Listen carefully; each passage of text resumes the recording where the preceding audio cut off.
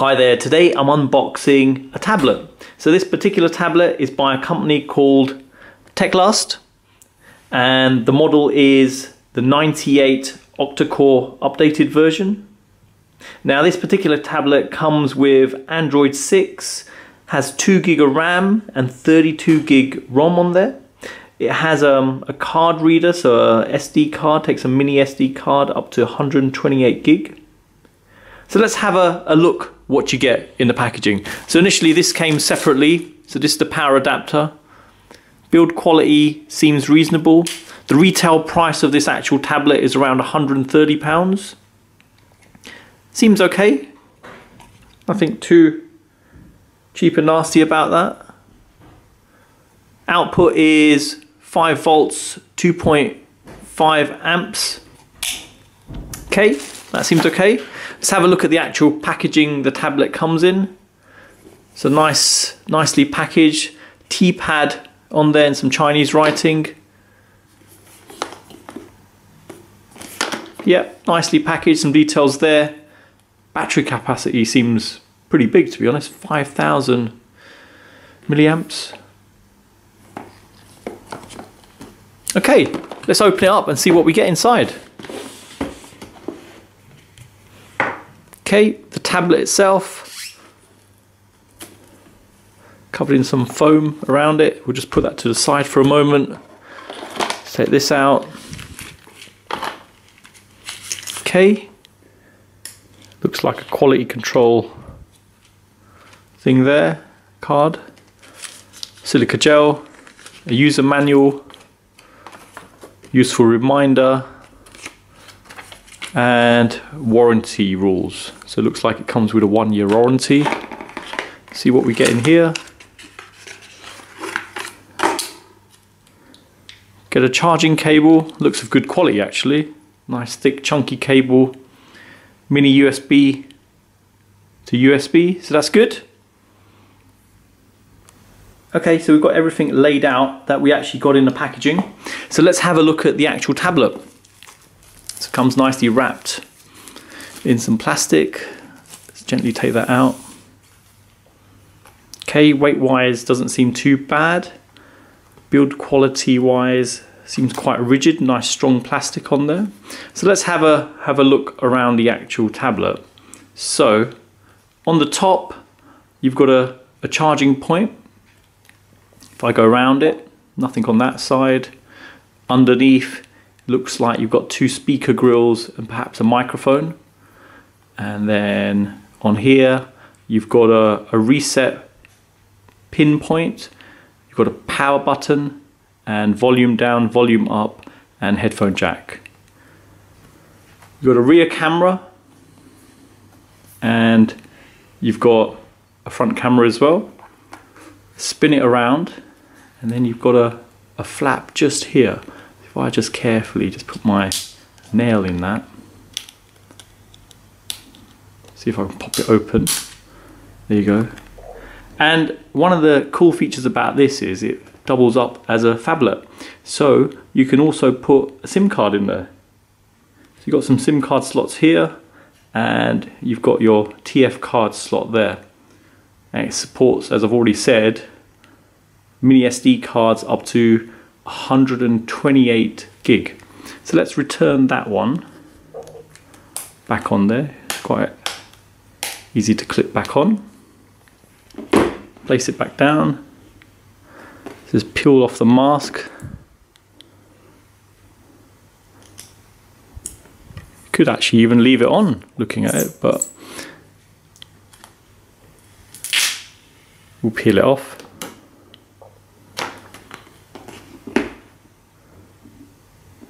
Nice glossy finish on there. So let's hit the power button and let it power on. So far the screen quality looks pretty good. Okay, looks like it's ready installed. So no setup involved in it.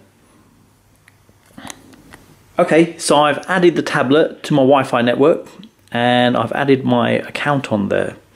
Now, screen brightness wise, it's on full at the moment and it seems sufficient. It's nice and bright.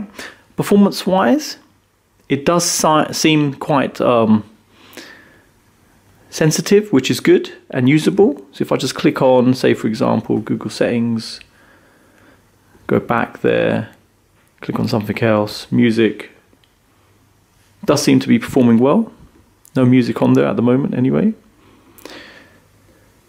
Next thing, let's have a look at the version of Android on there and the storage we actually have on the device. So if I go to About Tablet, and there's the details.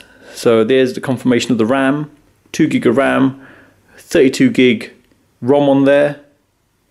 And scrolling down, you've got the Android version, Android 6. Surprised they didn't have a newer version on there. Obviously we're up to 8 now, and it would have been nice if they went for something as new as possible. Okay, that's that. Let's look at the storage it's occupying at the moment. So there you have it. That's how much space you have available. So 25 gig on there. So let's go back one more time to there and look at the apps on there. So let's see if there's any bloatware actually on there. So looking through the list, there does seem to be a few. So you've got Black Hole, haven't heard of that. ATCI service. You've got Bubbles, you've got bypass settings.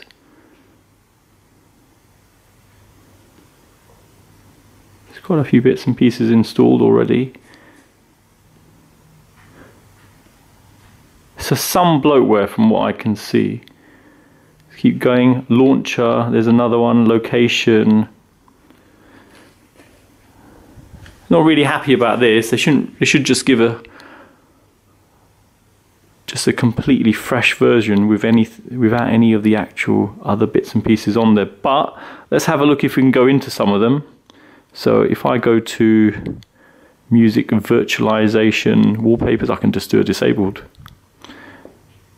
That's it, that's disabled. Let's do another one. Could do that. Disable, and there you go. So anything you think is a bit odd, just go into it and just disable it. Okay, next thing to show, volume controls on this as well. There's two icons at the bottom, taking the volume down, taking the volume up. So let me update YouTube on there and we can try out a YouTube video and see what the quality is like. Okay, so we've got YouTube app installed on there, and I've picked one of our videos from our Geek Street Travels channel. I've put the quality up to 1080p, and let's see what it's like.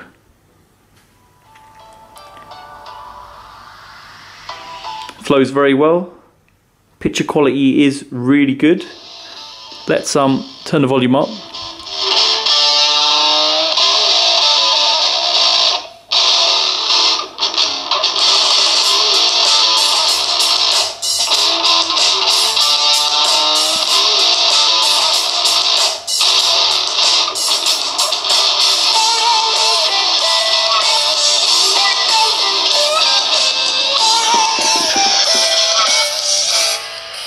So it actually is stereo and two real speakers in there. I know some devices sort of give the impression there's two, but there's not.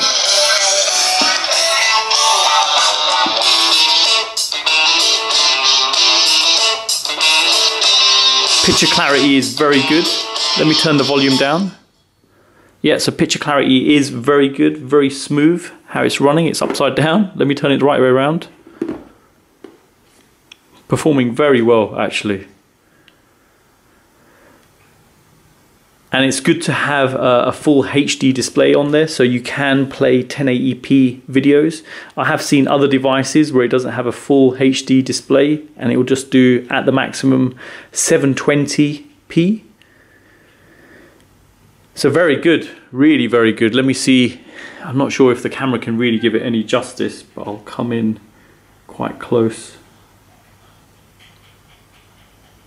not struggling or anything, running really well. Okay, so let's try out some gaming on this tablet. So I've installed Real Racing 3. We've got it to the point we're about to race. So let's see what the performance is like. Clarity of the game seems very good. Let's take control. And as you can see, it's pretty responsive. Flows very well, no lag on there. Juddering graphics wise. So yeah, seems fairly good. Doesn't seem to be struggling or anything. So yeah, good for general YouTube and gaming as well. So okay, so let's test out the general usability of the internet on here. So I've opened up the browser. I'm going to type in Geek Street. Appears quite quickly. Scrolling wise seems good. Let's go to the actual YouTube location. Appears quite quickly and nice and smooth. Flipping between different things.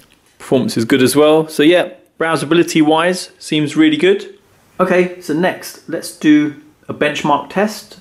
So I've installed some benchmarking software on there. Let's just go there and start it up.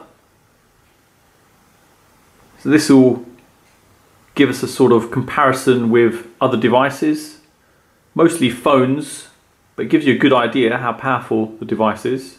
So I'm just hitting the test button here.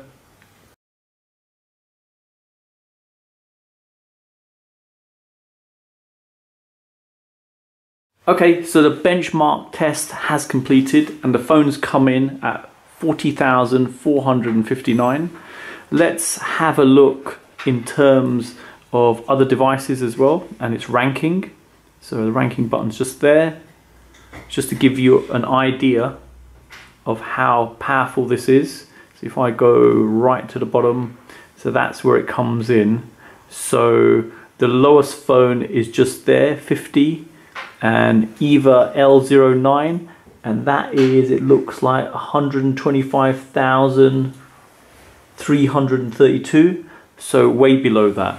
So not a surprise, it is a budget tablet, like I've said before, and obviously you shouldn't have expectations like a high-end phone or a high-end tablet on this, but as you've seen, it does work well generally anyway, but it's always good to see how it ranks amongst other devices. Okay, so the next thing about this tablet, it also doubles up as a phablet, meaning you can actually put a SIM card in there, which I've already shown in the back, just there, and it takes a full-size SIM. So let's show it in use. And just to show in the corner there, 4G signal. So even better. So I'm going to cover up the corner just here. That's where it's going to show my number, which I don't really want to display on the internet. Just ringing now from my mobile in the background. There you go. It's ringing. Hello, testing, 1, 2, 3. There you go, works really well. Let's cut that out. So yeah, quite good. Let me power it off for a moment.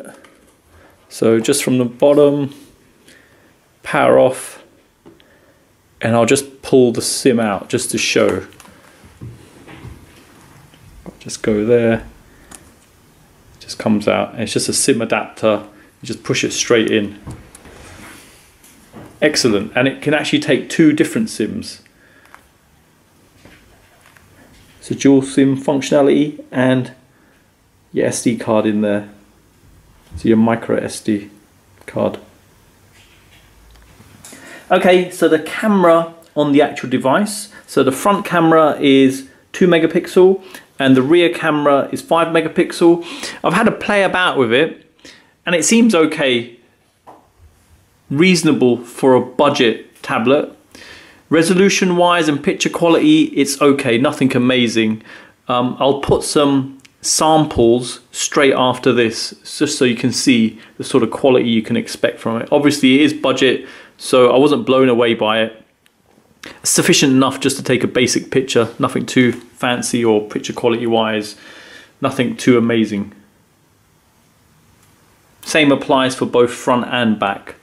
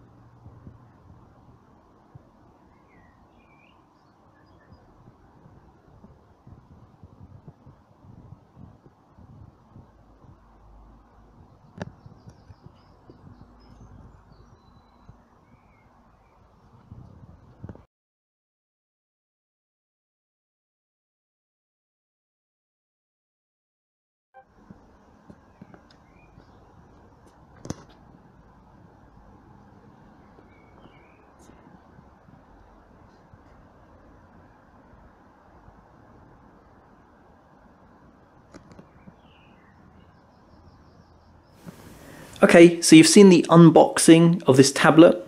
You've seen the quality of the cable you get with it, the charging cable, the power adapter, both seem quite good. General construction of the tablet is good. Performance-wise for a budget tablet, it's pretty impressive, works really well. A poor camera on there, not surprisingly, both rear and front.